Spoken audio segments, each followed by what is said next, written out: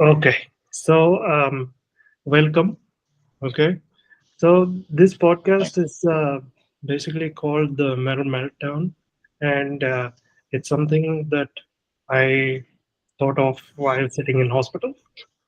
So, Oh, so, oh, you are? huh? No, no, no. I'm not in hospital now, but back Okay. back at Gutslet when I fell and had surgery and all that that time. Oh boy, you're better now? Oh yeah, much better, much better. Great, great. That's good. Because what had happened at that time was that in the same pit that you all were going to perform, because if you remember, Okay. the ambulance came and took me well before yours and Gutslit's performance. So, Yes, yes, yes. I remember that. so what had happened was that I had gone into the pit just to meet someone, and by mistake, he Okay. pulled me a bit too hard. So Oh I boy. fell directly on my hip. Oh God. Okay. Yeah, I So, remember something about this. I mean, I remember Yes. hearing about this. yeah.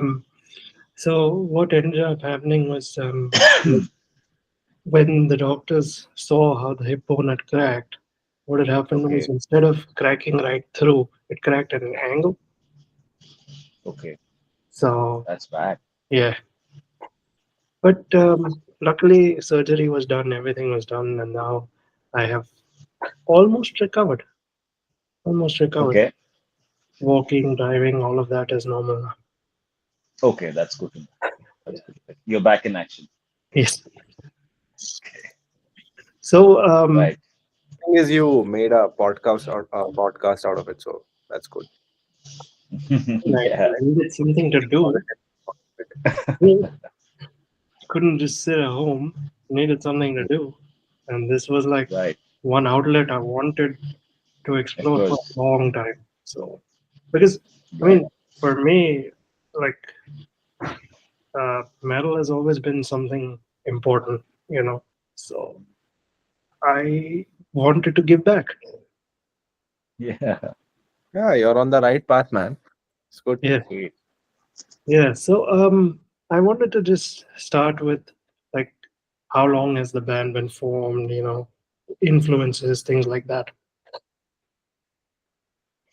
Because you guys have an EP coming, right? Or an EP out? Yeah, yes, we have an EP. Right, so the band started quite a long time ago, but things have recently started moving in the right direction. We put out our first release, our first single actually in 2020. It Mhm. was the title track from the EP, and then next year we dropped another single, and then we decided to move ahead with the EP. We thought of doing an album first, but then it made more sense to experiment with the EP first, see how the audience is taking it and all that. So yeah, we did the EP in 2023. It was released in January, and yeah, I think 2023 if I'm not wrong. And later that year, 2023 ending, Vishal joined us, right, Yeah. Vishal? Okay. That was That, 23 yeah. or 23. End yeah. of So, 23. so I'm the new guy. did you all start as a duo or start as a trio and then someone left and Vishal joined in? Yeah, so it's kind of you know more or less we have been two people mostly while working. So initially Saurabh, the drummer, and I started the band long back. It was just for fun. We just wanted to play some Metallica covers and all that. Just jam Mhm. around and all that. But then things became more serious when we saw that we can actually make something out of it and write our own songs and we have the capability and all that. But then I moved from that place, which is Bhopal, where I was born. I moved to Pune, and this place I met Saurabh Lodha, who was the bass player for us. So him and I, we were working, we were studying at the same college. We were studying audio engineering. So we decided, why not, record our own songs and all that. So the bass player Saurabh and I, we spent a couple of years, getting the sound right and songwriting and all of that. So at that time, we did not have the drummer because the drummer was in Bhopal. So we tried a couple of people who were in Pune. But we couldn't actually find the right fit because we were very specific about how we need this drummer to be. Hmm. It's not to sound too shallow, but the drummers, if the drummer is not, is not hitting and he's not playing with that Hmm. attitude, it doesn't make sense, especially in thrash metal and in metal, I would say, in general. So we couldn't find anyone. But then later on, Saurabh Sharma, the drummer, he moved to Pune to join us. So he came back, and then we started playing live and all that. But then after the release of the EP, the bass player, he could not continue because he had some other commitments and all Hmm. that. And at the same time, Vishal and I were working on something else. We were jamming some Yeah. progressive tunes and all of that. Hmm. So he's actually a guitar player. So I met him, and since this Wacken thing was coming, and we did not have any other replacement, I asked him, Vishal, can you play bass with us? I mean, so I was very, I was kind of afraid to ask him because he's a guitar player, and I didn't mean to insult him or anything. I was like, can you just play bass with us? It's a good gig, and we are trying Yeah. to go out and play as many shows. So if you're interested, and luckily he said yes, and he joined, and then we immediately played the Wacken battle thing. We won. Then the next show, somewhere, then another Wacken metal battle finals. We won that too, and then we came and played in Dubai. Ah. Very So, special. how, how was the overall experience, being on that stage with all those bands, with the audience that you all managed to see? Oh, you mean Wacken? Yeah.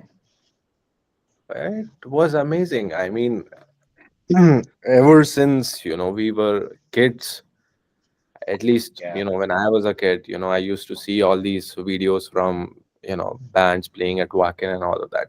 And the awareness that we have about the other festivals now, especially, it's I did not have it back then. And I think a lot of people, the only big festivals they could name was maybe Wacken or Rock am Ring or something like that. But now we all know, all the other major festivals like Grass Pop, Hellfest, And then, Resurrection, yeah, and all that. there's at the same time as Wacken, I think there were like 10 festivals because there was Bloodstock, there was this, there was that, there was everything.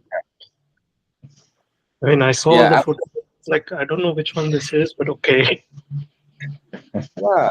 So now it's like, every country has a festival, Yeah. especially in, so yeah, so it was amazing playing there. It was a dream, and we got to meet a lot of artists, our favorite bands, and all that. Yeah. How was Yeah. that? The most. Like, Sorry. how was that interaction for you all? Because, I mean, the, it's, most people say don't meet your heroes, but in this case, you all did. Exactly. So, Yeah, like Mike also rightly said, it's a dream come true. Those bands which would never even come to India to perform, we got to watch them there, and pretty up close. That was one. But the whole experience part of it, right from the time we were announced that we were going to play at Wacken, when we played in Bangalore, the finals, the excitement starts there, right? It was more of manifestation, I would say. It was more of, that. But this is it. We have won it already, mm, even before we played the finals. So in our minds, we were already there. We were already preparing. So it's manifestation, and that really occurred. That happened. And the minute they made the announcement, that's when we were like, yes, yes, this is it, and this mm, is just the beginning. And Wacken is a major, major leap for us, and from there on, it is going to continue that way. And the three of us have that kind of raw energy and power, and we say yes to uh, anything that comes our way. We don't look at it as a challenge. We first say yes, and then we dive in. that helps, doesn't Yeah, it? that's the kind of outlook, that's the kind of attitude that the three of us carry. So that makes it very easier. Like, so we got to keep thinking about the challenges that's going to come up. Nothing of that sort. We just take it as in, of course, it should be worthy of it.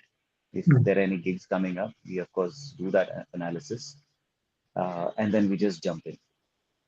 So, Wacken was a journey, man. It was next level. Yeah, I mean, like even for us over here, when Vinod used to share footage that you guys Yeah, are playing, a lot of us in the scene here were like, "Yes, this is gonna be fun." yeah. I mean, representing India at that world stage was, I can't describe the feeling, but you get it, right? But tell me something, okay? Um, since you guys are in the Indian scene and have been in the Indian scene now for a good amount of time, do you Yeah. feel like the perception of metal has changed?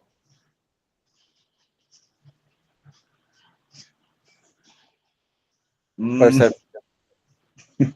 Perception. Yeah, I mean, you know, You get what I'm saying, right? Yeah.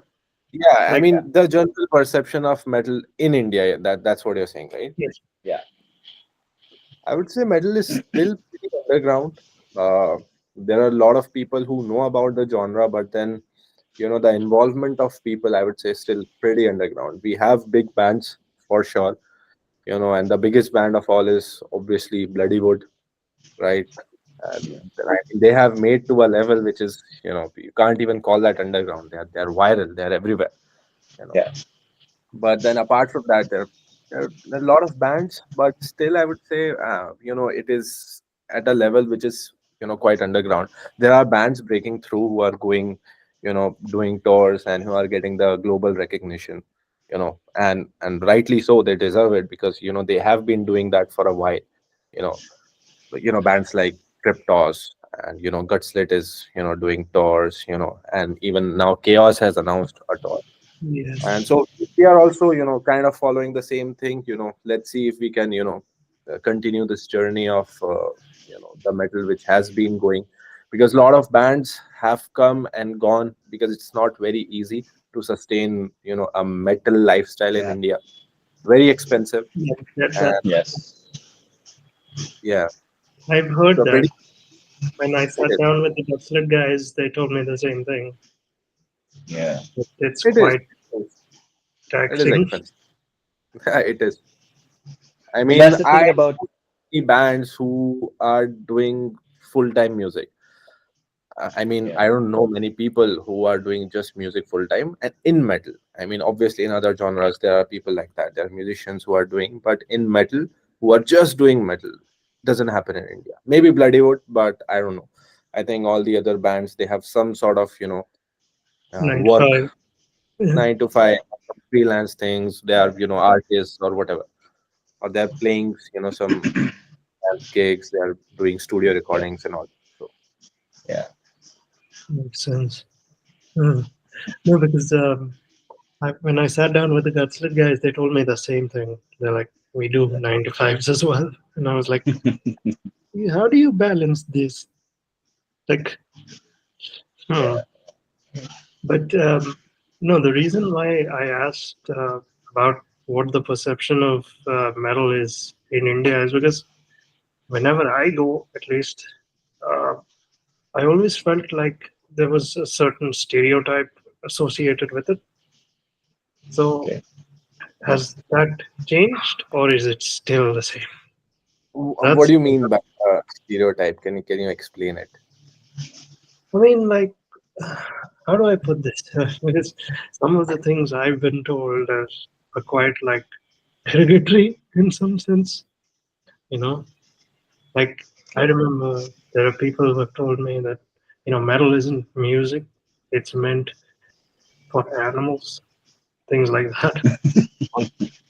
I haven't heard anything like that before.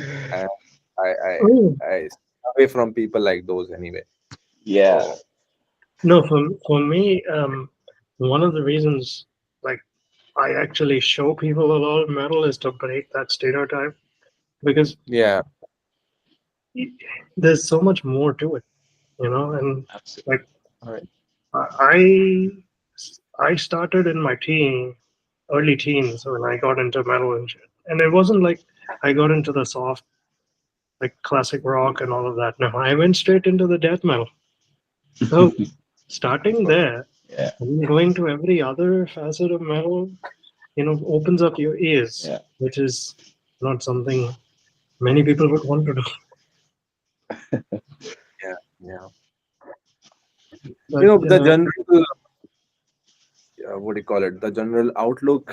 I mean, I can agree there are not a lot of people who understand what metal music is about. But then, if you come across somebody and you have to, give them a brief about what the genre is, it's easier for them to understand if you associate it this thing with rock. So you can't directly tell them, Yeah, the brutal death metal and this is what happens and all of that. You tell them, there are bands like, whatever, like Linkin Park or Guns N' Roses. I mean, Brian Adams, you can tell them. They might have heard of that. And then you tell them, yeah, so this music is similar to this, but it's much more extreme. It's, mm, it's if you take it up a notch, this is what you get. You get bands like Maiden or Metallica or whatever. Then you yeah. take it up a notch, you get Slayer or whatever.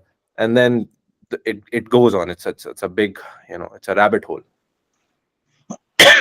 how did you guys choose what sort of vocal style to go for with this band? Because you guys are not like the normal thrash bands, right? You'll have a very raspy sort of approach to it. Because I know, I mean, you're wearing Warbringer. Warbringer does not sound like it sounds, they sound very like normal thrash, Something like Yeah. Testament with the whole raspy thing might be Mhm. something, I guess, that you guys went for.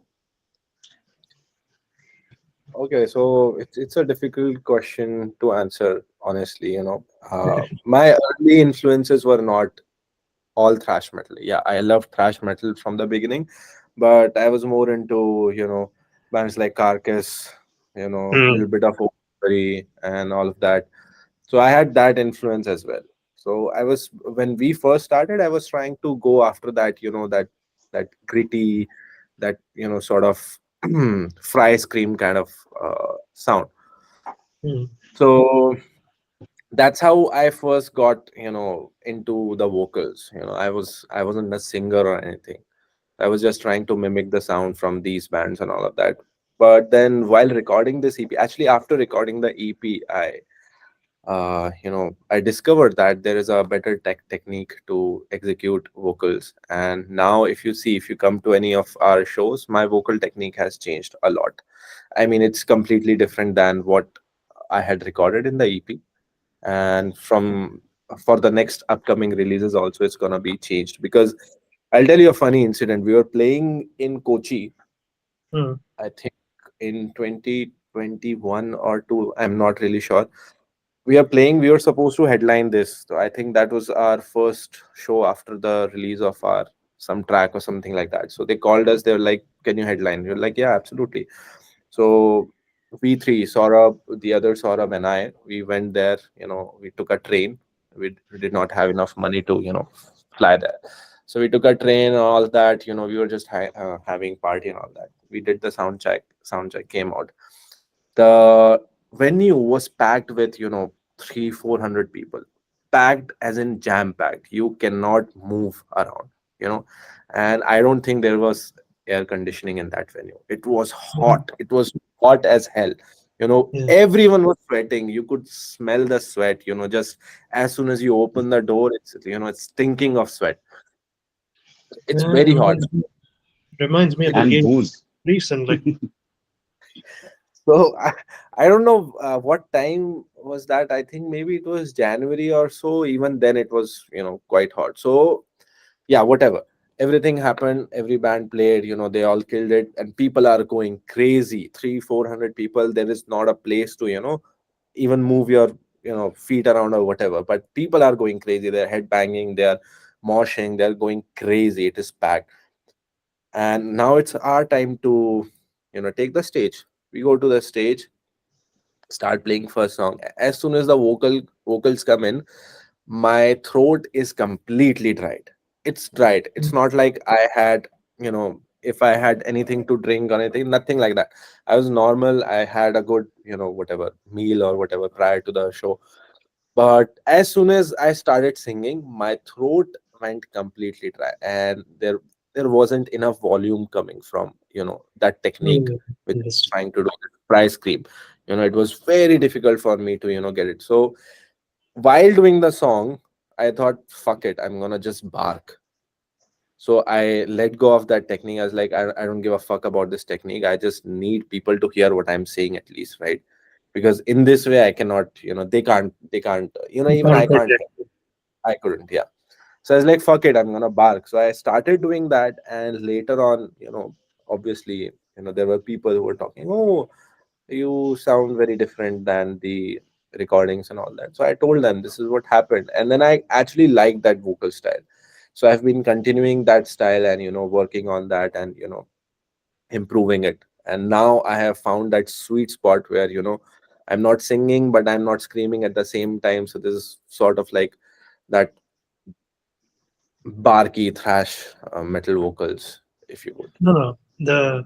The reason I brought that up is because for me, I because I like my death metal, I like my slam, I like proggy stuff. But in terms of thrash, I'm more on the side of your black and thrash, death thrash, all that sort of stuff. The more underground stuff that not many people go to, Hmm. you know. Yeah. I mean, even with the normal thrash bands, I prefer having a harsher sound than cleans. So I was like, Yeah, hmm. I mean, that's why for me, even though I respect the big four now, I've gone way down that rabbit hole to come back up and be like, this still appeals. No, it doesn't. But but yeah. like for me, like when I heard uh, one or two of your music, when I saw one or two of your music videos, and I was like, oh, then this is this sound, and I was like, okay, this appeals. This definitely appeals. Yeah, but I hate to disappoint you, but we're gonna change the vocal sound for the next recordings. Oh no. No, it's fine. I can adapt. That's not a problem. I mean, see, for me, like uh, a lot of bands that I like started in the underground anyway. Some of them get Yeah. bigger, some of them stay there. Because for me, I don't. I appreciate all the big names, but because I've been sitting in the underground for so long now, that that it feels like all the meat is there. You know, all Yeah. the innovation and all of that is still in the underground compared to traditionally what you would have. Yeah, because there are not a lot of limitations in the underground. Bands are independent, and bands are free to do whatever the fuck they want, right? But when you reach a certain level, you have to maintain your image that you Yeah. have built through the years. And apart from that, you also have the restrictions. I wouldn't say restrictions, but a lot of rules coming in from your Yeah, record labels, your management and Yeah. everything. So the experimentation, it gets a little limited. So that's why you see a lot of bands making the same album over and over again. yeah, But in the it underground, you have the becomes liberty to do whatever you want. it becomes stale very quickly. I mean, uh, Yeah. like, Yeah, in a way you can say that. Yeah, absolutely. but I guess with labels at the end of the day, rather than, do you feel that labels they stick they stick to a formula because that's the one that gives them the most, returns? As a listener, I would say yes. uh, since I have not been signed to any label yet, so I cannot say how it actually works, from the inside. But from what I see, yeah, there are certain labels which you can, Right.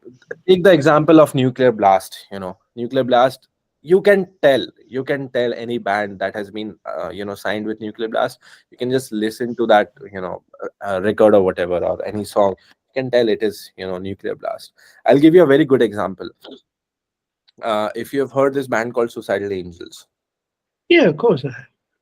right? So they have recently moved to Nuclear Blast. They have recently signed. I mean, they were signed to Nuclear Blast long back, but then they moved to some other label, and then they have come back now. The sound, the two albums, if you take their latest two albums, the one which is Nuclear Blast and the other one which isn't, you'll see the difference. You'll see the difference right away. It is much more refined, and you can say there is a, how do I put this in words? There's a common, what do you call it? You can tell. You can just tell by the listening. Tell by It listening to feels it. it feels assembled. That's what you mean. Yeah. There's a very distinct sound to it. Mm. It is little melodic. The drums are produced differently. The Mm. guitars are and even in songwriting, I would say it's more melodic and all that. Same thing happened with Creator too. You Yeah. know. So But I that mean, is the only. in Yeah. creators' case, uh, they've become they've become that arena band, So it Yeah. it makes sense to promote them that way. Yeah, absolutely. I Yeah. guess. Yeah.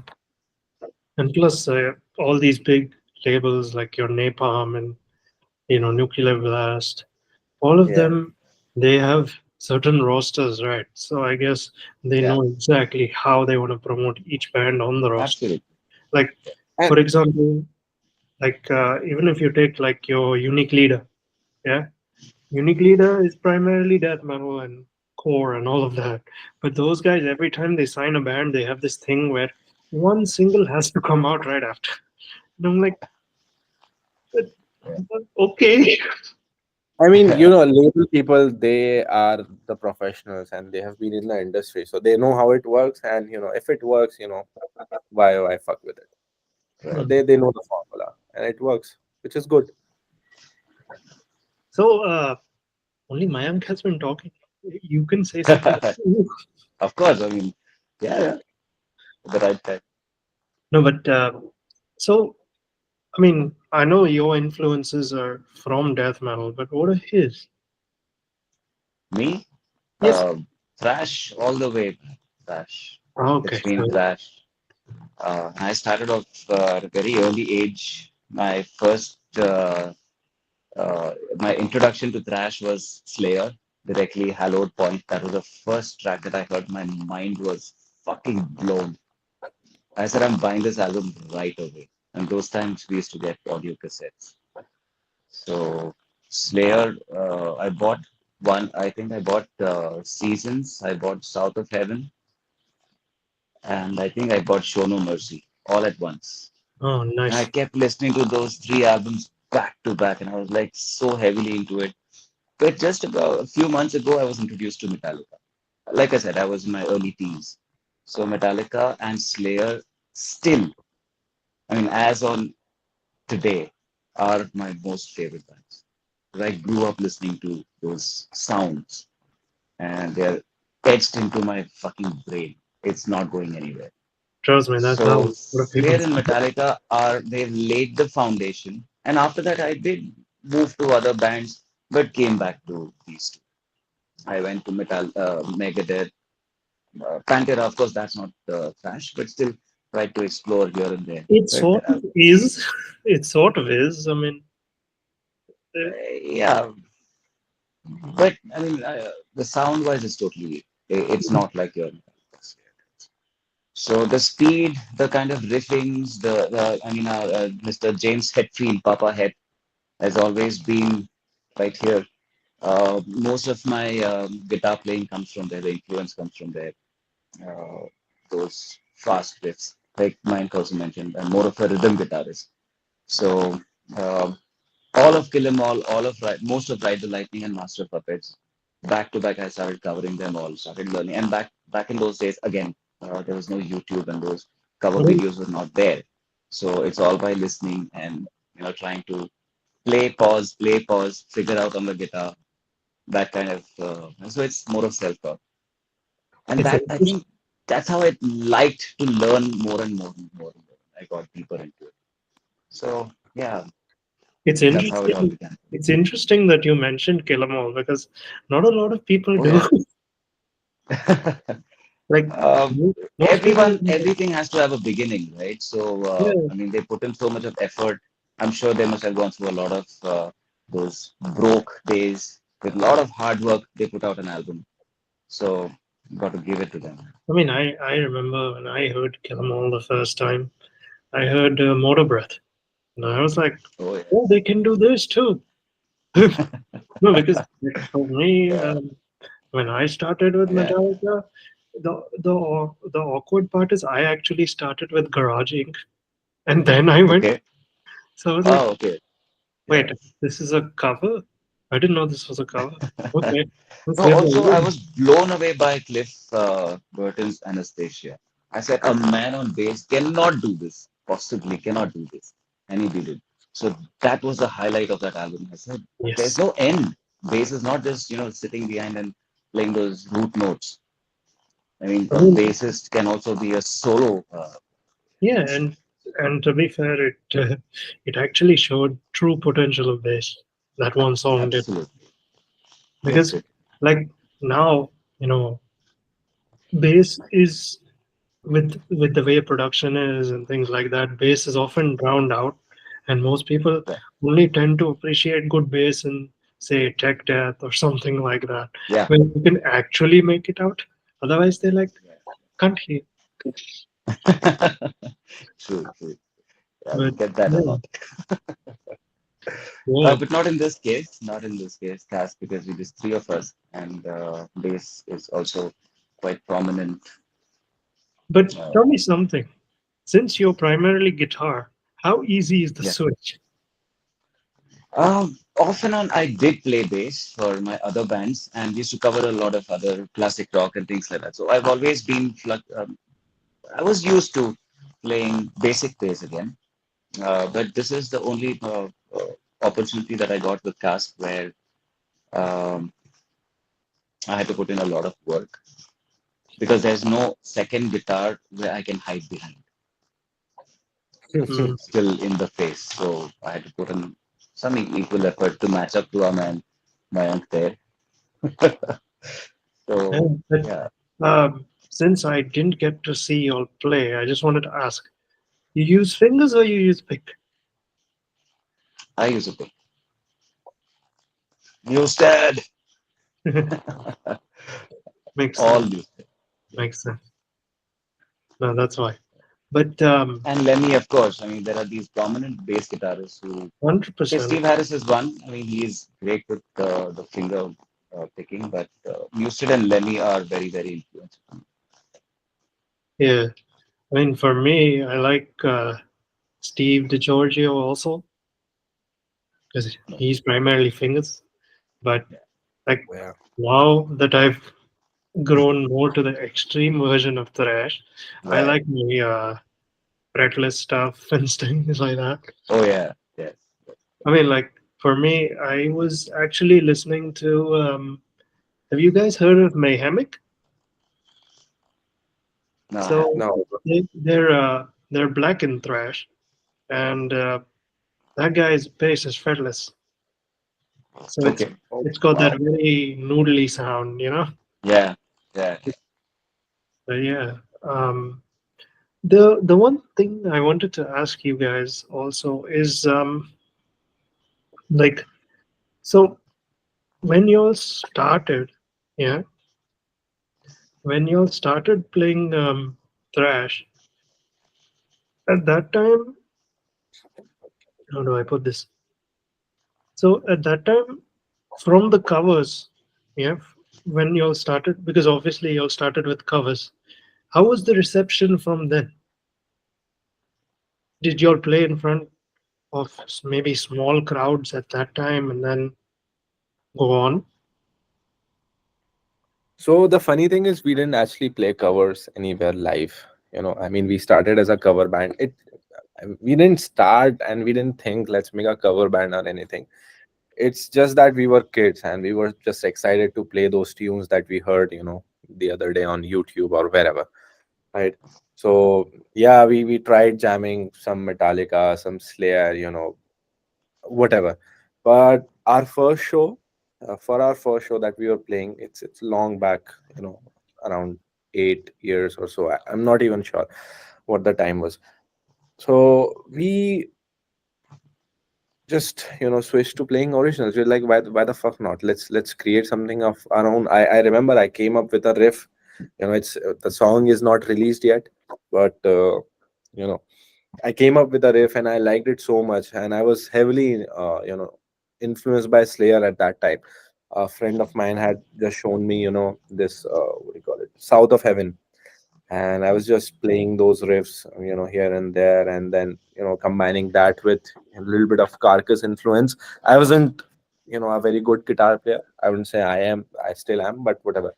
But I came up with this riff. I was like, wow, this sounds very cool. Let's make something out of this. So I showed this to the other people who were there in the band at that time. They're like, yeah, this is cool. Let's just do it. It was just repetition of the same riff again and again, you know, different and different variations. So that's how Yeah. and we decided let's Repetition is never a bad thing because Meshuggah made a 7 minute long song out of that. So you should be fine. yeah, I'm very open Absolutely. minded in that way. I Yeah. mean, Yeah. ACDC made their entire career with, you know, Yeah. alcohol. Yeah. So No, but I mean, like, Meshuggah, when they made Bleed, made drummers very sad, but they made guitarists very happy. So there is that, you know? True. yeah, I'm sure it's equally tough to play on guitar as well. But yeah, not equally, but yeah, it seems quite tough. The Man, picking 90. technique is Yeah, that is there. But you know, speaking of Slayer, obviously, I think this year, right? This year, Carey dropped his solo record, the one Yeah. where Early he this. did the Early guy this. from Death Angel. Yeah. yeah. So I heard the record, and obviously, I think you guys have heard it too, right? Yes. Not How me. did I'm saving. I just don't have the energy to go through another album. singles at least? Nah, no. I mean, I just didn't. I'm saving Kerry King. I'm saving the new Judas Priest album. I think Yeah, but that Invisible came out a Sheep. year ago. Yeah, yeah, I'm saving it. I have this, you know, some connection with these bands and some albums. You know, I like to take my time and, you know, fully Yeah, set up a immerse space. into the album, give my full attention. Yeah. Not right after To they're out. listen to Yeah. it. Yeah, just No, like play it Yeah. and do some chores and all that. No, no, no. I want that moment to be very special. I remember some albums when I heard these albums, you know, and that entire moment is so, you know, so precious, and yes, then you remember it for a long time, you know. So Yes. just like when I heard uh, the second last Priest album, it was with my friend. Metallica albums, some that was new War, fun. their latest, and it holds a very, you know, I a don't know good. why, but for me, the last Metallica record felt a little bit off. It I mean, people complain that it is quite lengthy. The songs are way too lengthy, but you know, I yeah, that's I don't mind lengthy songs, man. One of my favorite Metallica songs is like 8 minutes long. That's no problem. Yeah. I can sit through that. But I don't know. It felt like it had a very diminishing return the next few times I heard it. Just from so I like it. It kind of grows that album. Yeah, it doesn't have a lot of, you know, bangers straight out of the pocket, but then there are a few songs which grow on Yeah. you, especially the last song called Inamorata. It's like 11 minutes, yes, 11 seconds long. that that It is that fantastic track. I love that track. It has so much depth, you know, emotional depth with the lyrics and the musical Yeah. depths, all the harmonies, and James is speaking his minds out. Lars true. has done very good, you know, drumming on that. So I love it. Yeah. It's great. For And me, then the singles which they put out, I think Lux Eterna was great. Yeah. But yeah, there are some mid songs. I'll agree with that. But then Laxatana reminded me of Kill 'Em All big time, man. I was Hit the like, exactly. lights. I was Yeah. like, Yeah, yeah. this is going that way, okay. Yes. Yes. Yes. But yeah, for me, I think, uh, yeah. So there was that. Then, of course, I heard the Kerry King record, and the guy from Death Angel actually sounds really good on it. Yeah, he did a good job. I mean, I don't, I like the overall setup. Yeah. it was I mean, interesting. not looking at it from a point where okay, he's a Slayer member, founder member, whatever. It just sounded nice. But it's not that I'm gonna follow. But the funniest part is, okay, he drops the record, and then Slayer announces reunion shows, and he's like, Yeah, I yeah, don't Bro, know when this happened. So, like, what? yeah. I it's was quite it's mind blown as all well. it's everywhere, man. Kiss has been, saying Yeah, farewell 20 years. You can't right. trust some They, bands, they, they milk that farewell to nobody's business. Oh, absolutely, absolutely. The world was crying. man. Yeah, yeah. I remember there was a meme, Slayer announced retirement and the world went to shit because COVID Yeah, just came to that. yeah. It came at the same time, yeah, it did. Yes. Yeah. I mean, like, I remember when that happened, I actually read on Reddit that one of the guys was like, maybe one of them got COVID. That's why they retired. I was like, shit. Yeah. No, It's because a good marketing strategy, but Yeah. it fools your mm, fans. So, whatever, in Yeah. the end, whatever floats yeah. your boat. But tell me something. Okay. Um, there's, I mean, every country has its own version of thrash, right? You got your American thrash bands, you got a German thrash bands, you got Swedish ones, you got all of that. From your perspective, since you guys write as well, right? So, what do you think differentiates all of them and keeps them apart from bleeding into each other? You get Okay, what I'm that's an saying? interesting. Yeah, yeah, absolutely. Yeah. I would say, see, obviously the sound makes a huge difference, so you can tell where the songwriting, the sound, the overall production of the album or the songs, there is a huge difference. I mean, you can tell if this band is German or if this is an American band or Brazilian band or whatever, right? Yeah. And I think the other thing would be the topics that they speak about and the background, the cultural background. It plays a huge role. We may or may not realize it, but then the issues. I've seen a lot of documentaries about this. Uh, all the German thrash metal bands, if you say, let's not take Tankard in this conversation, but apart from that, all of these German You bands, are they the have. second person who brought up Tankard today. I did one podcast at 3 o'clock, and that guy brought up Tankard as well, and I was like, oh, Yeah, so I was saying that if we leave Tankard aside, all these German bands, they have a very serious message, you know, and that message can only be explained in a certain way. The music has to accompany that, right? But whereas if you come towards the American side, yeah, I mean, obviously you have your more sinister bands, more serious bands, but at the same time you have your fun bands, your party bands too, right?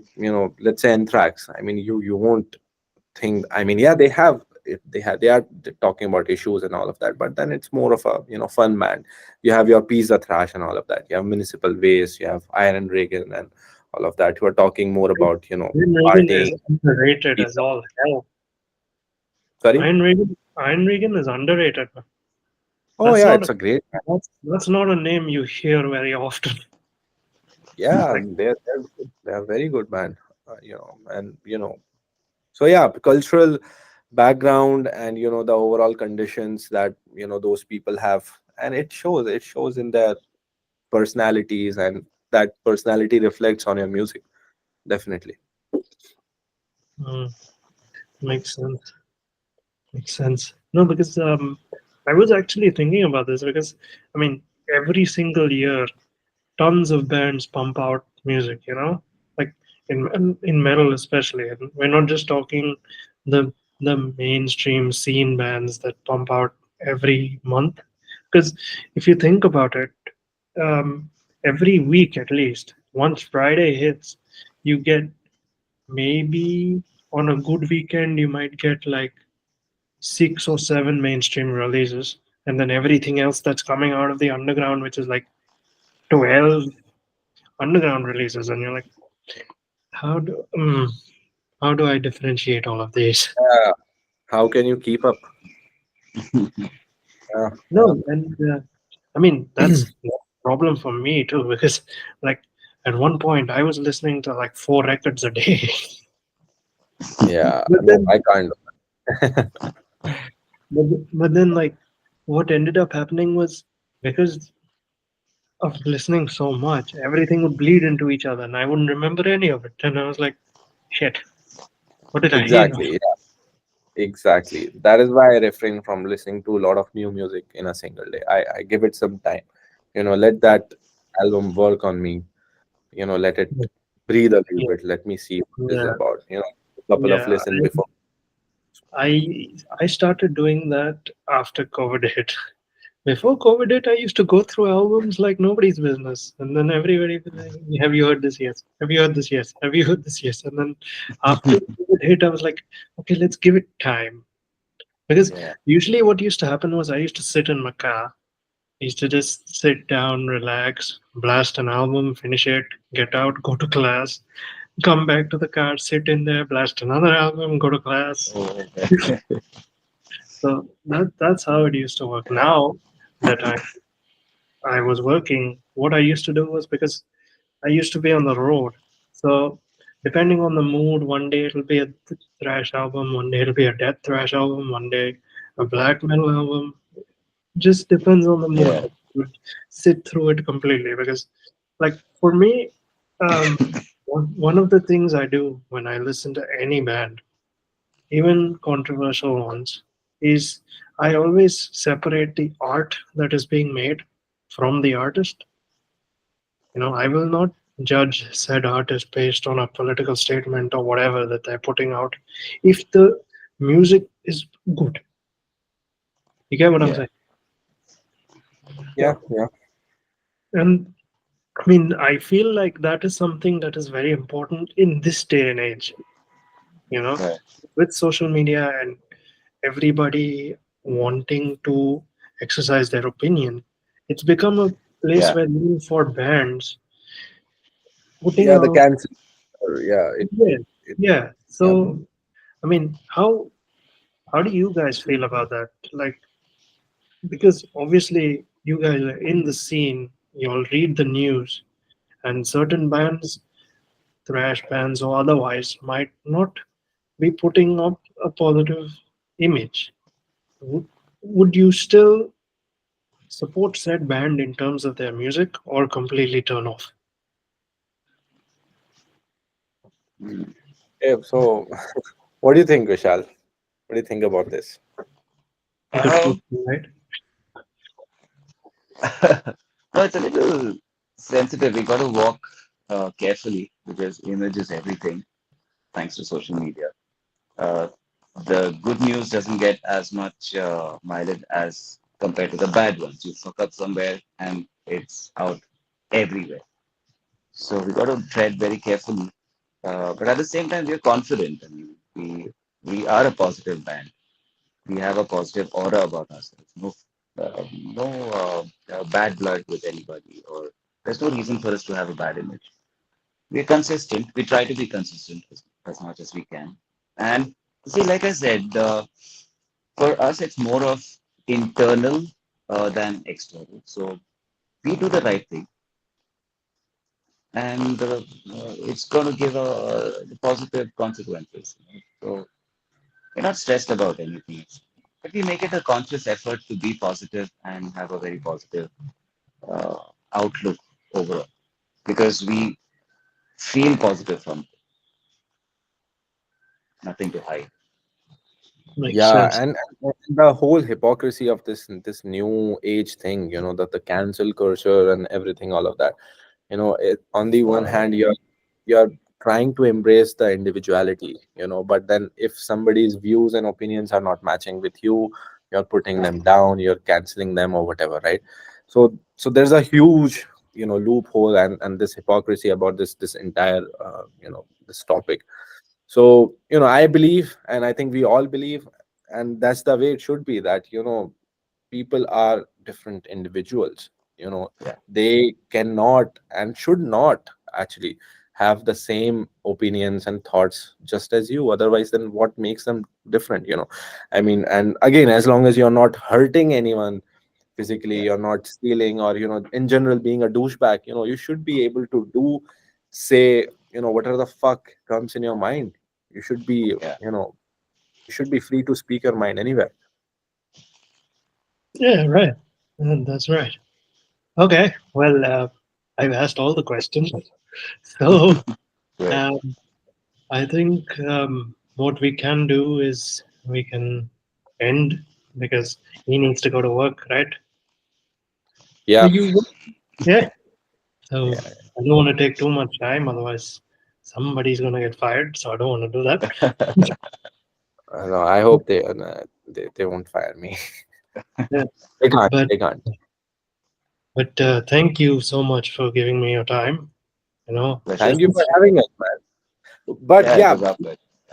amongst all these conversations, I forgot very main question. What actually happened on the day when we played there in Dubai and you fell? We just heard some rumors about, that there's a person who fell down in the mosh pit and he's in the hospital and some crazy shit is happening, some legal oh, whatever. So no, no, no. what's So going on? no, what exactly happened was after I fell and went to the hospital themselves gave me a room the next day. Okay. So I was in emergency for about from say 10, no, 9:30 till about 6 in the morning. I was in an emergency bed rather than being in a room where, I could actually rest. Yeah.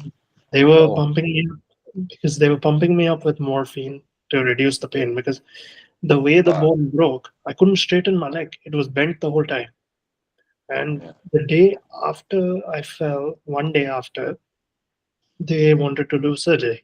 So we did the surgery and then I was shifted. So I had three different room changes during the whole thing because Wow. in one room, the air conditioning didn't work. And then in the other one, there was an issue with the bathroom.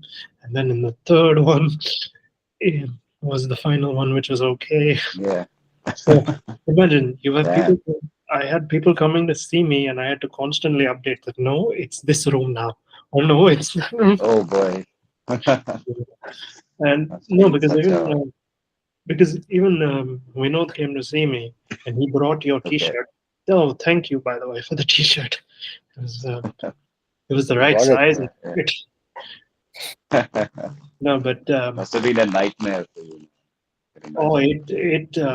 like the thing when we had to literally wait because for a small amount of money, they weren't even willing to open my file. Okay. Wow. So until that due was cleared, they were not willing to even open my file or register me as a patient in the hospital who is in emergency. Sucks. So Good. that was the whole mess. And then, of course, the three-room change and other things. Yeah, yeah, So, I mean, good. now that I think about it, doesn't matter. I can walk again. That's the biggest thing. Yeah. Yeah. Because, like, for me, the doctors had said total recovery would take 6 to 8 months. Oh, I have been doing physio now for 6 months now, and Okay. walking and everything is fine, you know. But one thing I did tell Vinod is that you need to make sure people are safe. I don't want more Yeah. people falling like I do Right, right. No, absolutely. because I told him that next time at any of your gigs I will get a table. I don't want to become the table, so just do that. You Yeah. know. But yeah, I mean, I one of the things because for me this was actually my 12th or 13th surgery in total. I've had a lot of them. So I've been through the Wow. grind 3 times. This was actually, I think, the second one on my leg. because it was the same leg. And every time I'm like, it's okay, we'll get back from this. Wow. Good, good. At least you're back on your feet, literally. Yeah. Good, good. Yeah, I mean, That's nice. you know, it's okay. Shit happens. Nice, And, man. So, and besides, like, for it's all it. I didn't realize it was going to happen in the mosh pit. Okay, right, I've been in the mosh pit before. I've fallen before, but not as hard. So next time I was like, right. maybe not venture in the pit, but stay on the side. I mean, But the good thing is your podcast came out of it, so that's the Yeah, positive outlook. oh yeah, that's definitely a big one because, like for me, I get to speak to individuals like y'all yeah, and yeah. not just discuss the music, but also discuss the personalities behind them. You know, Right, right. there's a lot more. So Yeah, yeah, yeah. so That's interesting when, as a musician, when you're up on stage, you are maybe true to yourself, and then when you get off the stage, there's another personality that kind of lingers. So I would say I'm the most honest when I'm on stage. That's really, truly me. And once we get into the corporate world, you're a family man, you're playing multiple roles. That's not you. oh yeah, I mean everybody, you know, band or no band has to juggle many hats, right? Absolutely. So I mean, for me it was nice because like I also with this podcast, I mean, wanted to reach out to not just the big bands. I wanted to reach out to the small ones, up and coming ones. It doesn't matter who, but at least people get to see that these are passionate people. You know, Yep, these are people who put yep, in effort and yep, are actually worth giving time to. Because at the end of the day, when y'all are making music, y'all are giving your own time in making the yep. product, and then people Absolutely. also have to understand that there is effort put in there. So one of the things that I actually use this podcast for is to show people the effort that goes into it. Yeah. You know? True, true. A So lot yeah, of blood and sweat. Yeah. yeah. So yeah, thank you for joining.